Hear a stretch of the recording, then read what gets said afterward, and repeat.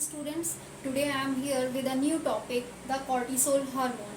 As this topic is very short, but its weightage in competitive examination is so high. So let's see what actually is happening in the case of the cortisol hormone. The cortisol hormone is also known as the stress hormone. Okay, so first of all we will see from where and how it is synthesized. A signal from hypothalamus arises, and that is known as what, the corticotropin releasing hormone, that act on the anterior pituitary gland, due to which anterior pituitary gland secretes a hormone, adenocorticotropic hormone, which acts on the adrenal cortex gland. Okay, adrenal cortex gland, and from this adrenal cortex a particular layer of cells is present, known as what, the zona fasciculata.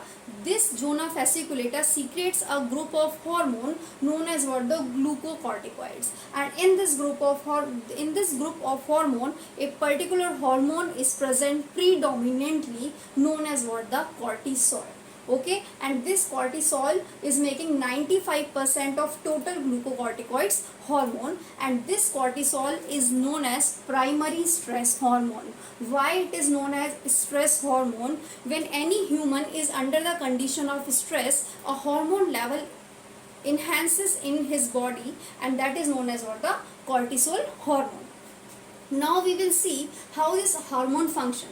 The key work of cortisol is what, just to give relief from a stress. How this hormone is going to give an individual relief from a stress? It increases the blood glucose concentration. Okay, as it's going to enhance the blood glucose concentration, the energy level is also going to be enhanced. So as the person is going to more energy, the thinking capacity and other vital organs get more chances to work. That's why the key way by which this hormone is working, only and only by increasing the blood glucose concentration. So how this hormone is going to work, what actually the function of this hormone is, now we will see over here.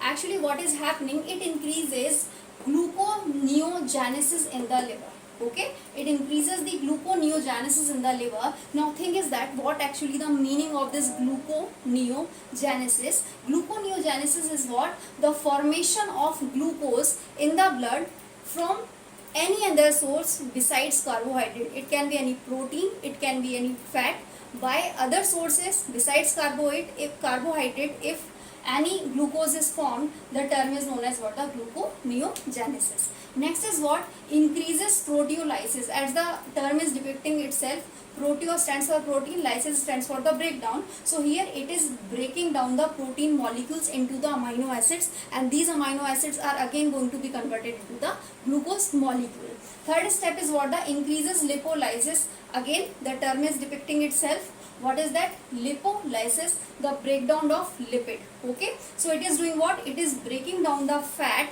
in adipose tissue into its subsequent units, and those units are again going to form what, a glucose molecules. So by these all three process, either it's gluconeogenesis, either it's proteolysis, either it's lipolysis, it is enhancing or increasing the blood glucose concentration. Besides it, other also functions are, it shows the anti-insulin effect. Now thing is that why we say it anti-insulin effect? We know one thing very well. Insulin क्या करता है? Insulin करता है जो भी blood में glucose available होता है उसको ग्लाइकोजन में जाके कन्वर्ट कर देता है, और हमारा कॉर्टिसोल क्या कर रहा है?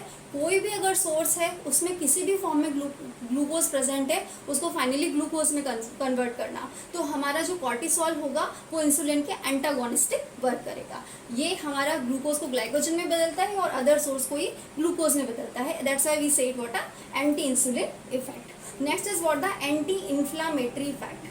Okay, sometimes what actually is happening, if any inflammation reaction is going on, certain substances like histamine synthesizes over there.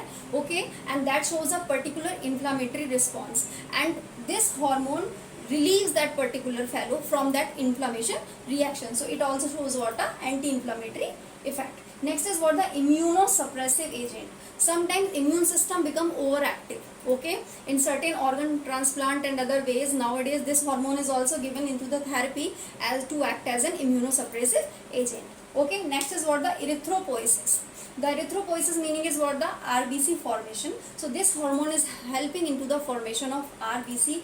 Why it is helping into the formation of RBCs? Because as the number of RBCs are going to be enhanced into the blood, it carries more oxygen. If more oxygen is going to be done, more respiration, more process is going to be done, and finally the more energy is going to be formed. So that's why this erythropoiesis is enhanced in presence of this particular hormone. Besides it, it also do what? Elevates blood pressure. So these all are the function of the cortisol hormone. Okay, and from here 1 or 2 questions can be asked in your NEET or any other state boards like competitive examinations. So I am giving this particular topic PDF in the description box, so go through over there and finally just see it. Thank you so much.